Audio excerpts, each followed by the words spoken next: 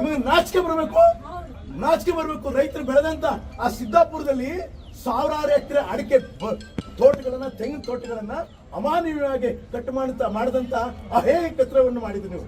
ಅಲ್ಲ ನಡೀತದ? ಇಲ್ಲಿ ಕಾನೂನು, ಅಲ್ಲಿ ಕಾನೂನು ನಮ್ಮ ಪಾಠ ಹೇಳ್ತೀರಿ, ಇಲ್ಲಿ ಕಾನೂನು ಪಾಠ ನಾನ್ ನಿಮ್ಗೆ ಹೇಳ್ತೇನೆ. DC ಅವರನ್ನ ಅರೆಸ್ಟ್ ಮಾಡ್ಬೇಕು. ನೀವು ಇಲ್ಲ ಅಂತಂದ್ರೆ ನಾನು ಮತ್ತೊಂದು ಬೇರೆ ಕೌಂಟರ್ ಇರ್ತದೆ. We should be resign and with IFS. ನಿಮ್ಮ ಪೋಸ್ಟ್ ಇದೀರಿ, ಯಾಕಂದ್ರೆ ಇದು ಪ್ರಜಾಪ್ರಭುತ್ವ ಇದೀರಿ. ನೀವು ಕಾಂಪಿಟೆಂಟ್ ಅಥಾರಿಟಿ ಇಲ್ಲ ಅಂದ್ರೆ, ಕಾಂಪಿಟೆಂಟ್ ಡ್ಯೂಟಿಯನ್ನು ಫರ್ನಿಶ್ ಮಾಡಿಲ್ಲ ಅಂದ್ರೆ ವಾಟ್ ಫಾರ್ ಯು? ಯಾಕೆ ಸಲ ನಮ್ಗೆ ನೀವು?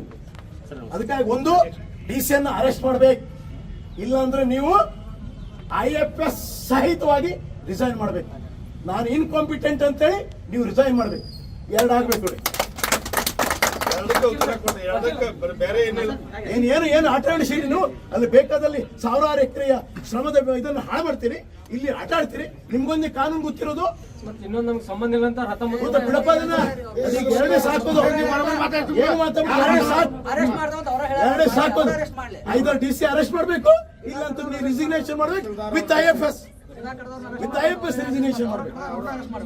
ಇಲ್ಲಪ್ಪ, ಕರೆಕ್ಟ್.